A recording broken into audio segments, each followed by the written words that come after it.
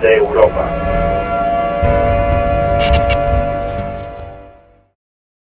Llevamos años hablando de los problemas que amenazan a España como nación, especialmente desde que empezó la llegada masiva de inmigrantes que supone una amenaza existencial para nuestro pueblo. Y continuamente discutimos entre nosotros para saber cómo podemos solucionar estos problemas. Pero nunca nos paramos a pensar exactamente qué es España, qué es una nación, qué es lo que queremos salvar realmente. Es fácil, una nación es sangre y suelo, una nación es tierra y pueblo. Es una comunidad humana con una serie de características étnico-culturales comunes, cuyos miembros han vivido, desarrollado y construido un territorio durante generaciones.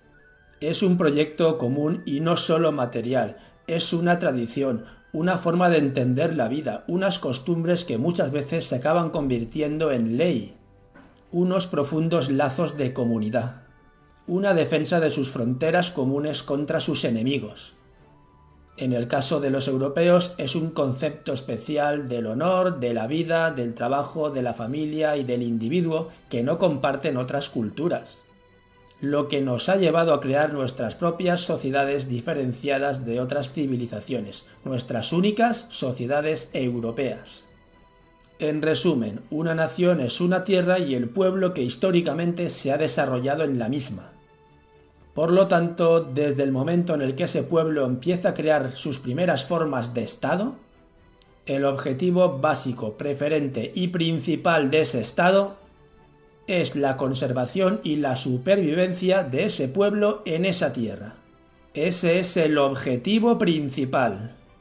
El objetivo principal de ese Estado no es hacer cumplir la ley, ni garantizar la seguridad jurídica, ni la ciudadana, ni el crecimiento económico, ni nada parecido. Todos esos son objetivos secundarios que se deben subordinar al objetivo principal. Frente a esta realidad, el sistema nos bombardea con descripciones falsas y bastardas de lo que debería ser una nación. Una nación no es una constitución, ni el boletín oficial del Estado, ni las leyes. Esta es la versión liberal nacida de la Revolución Francesa y antes de la inglesa.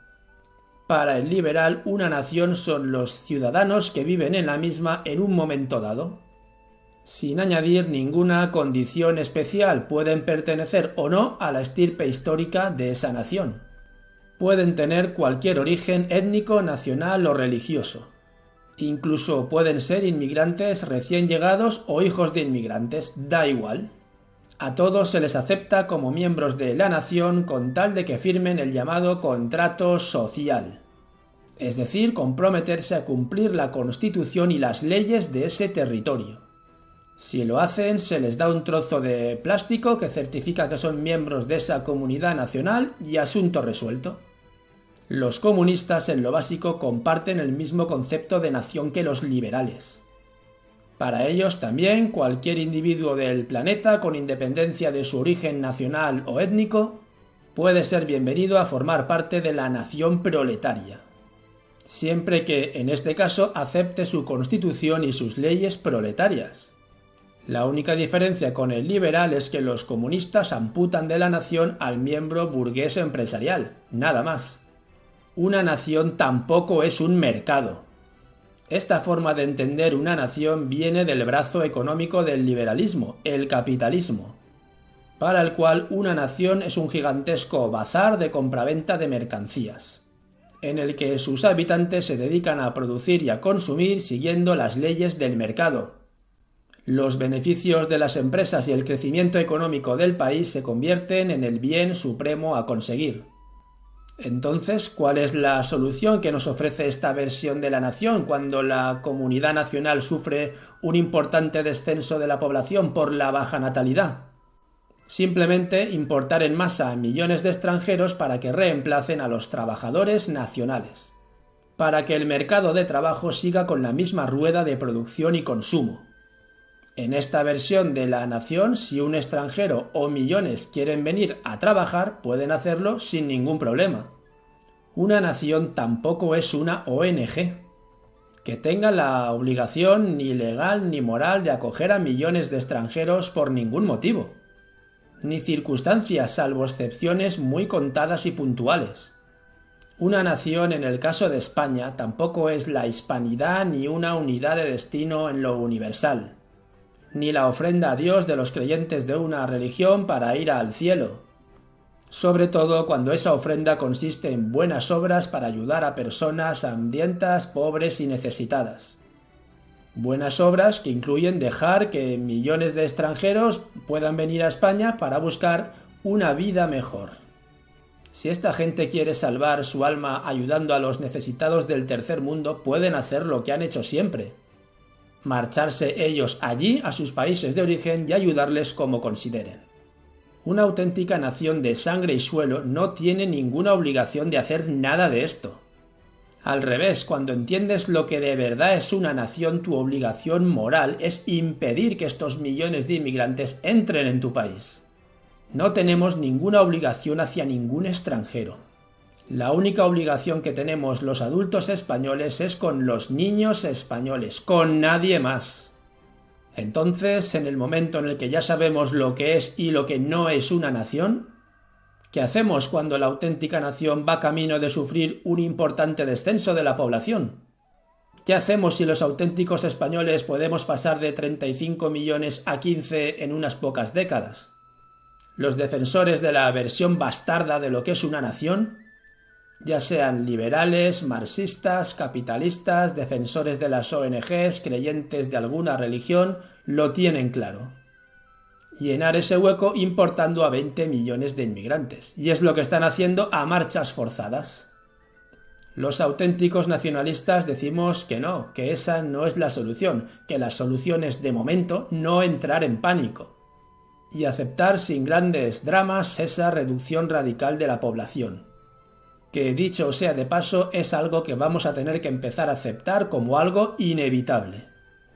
Y eso sí, tomar las medidas para amortiguar esa caída de la población y que no continúe.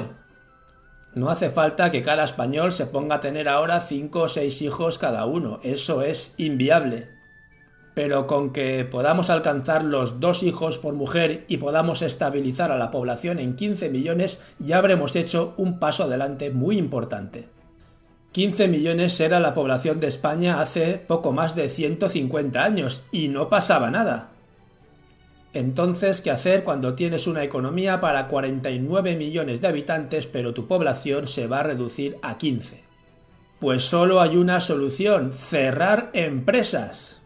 Adaptar la economía a la población, no al revés. Cerrar empresas hasta que haya las empresas que tiene que haber para una población de 15 millones de habitantes. Habrá que cerrar miles en todos los sectores, sobre todo aquellas que dependan de mano de obra extranjera para subsistir. En el sector agrícola, en la construcción, en la hostelería. Y por supuesto abandonar todos esos demenciales proyectos de expansión urbanística en marcha, como el de convertir Madrid en una macrocapital de más de 10 millones de habitantes. Todas esas viviendas proyectadas es para meter en ellas a los millones de inmigrantes que están llegando. También habrá que cerrar miles de colegios por toda España y abandonar miles de pueblos. Mantener colegios y pueblos a base de importar en masa inmigrantes es un suicidio nacional. Mantener el crecimiento económico y los beneficios de las empresas importando en masa inmigrantes es otro suicidio nacional. De nuevo, es no entender que todos los aspectos del Estado se deben subordinar al bien común más importante: la supervivencia de nuestra comunidad etnonacional. Para lograrlo hará falta temporalmente una economía casi de guerra y un Estado fuerte e intervencionista, que plante cara a las fuerzas empresariales y financieras del mercado, que intentarán, al igual que hacen hoy, mantener la estructura empresarial existente y el crecimiento económico perpetuo, conservando su poder y beneficios trayendo a millones de inmigrantes, aunque sea a costa de llevarse por delante y de reemplazar a los auténticos españoles. Todo esto que vamos a tener que hacer puede sonar bastante impactante, y lo es, pero ya no queda otra, y aunque no será fácil, Es la única solución que queda ya para salvar a España como tierra y al pueblo español como su propietario histórico. La solución no es traer inmigrantes, sino de crecer de manera temporal, en población y económicamente.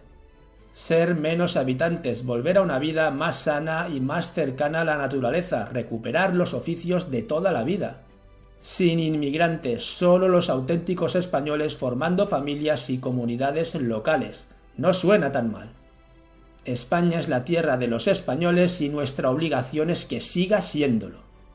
No es un mercado, no es una empresa, no es una ONG, no es una constitución.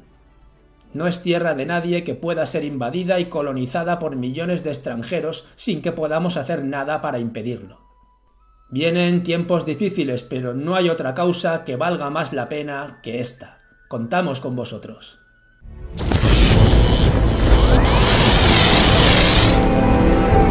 Aquí, la voz de Europa.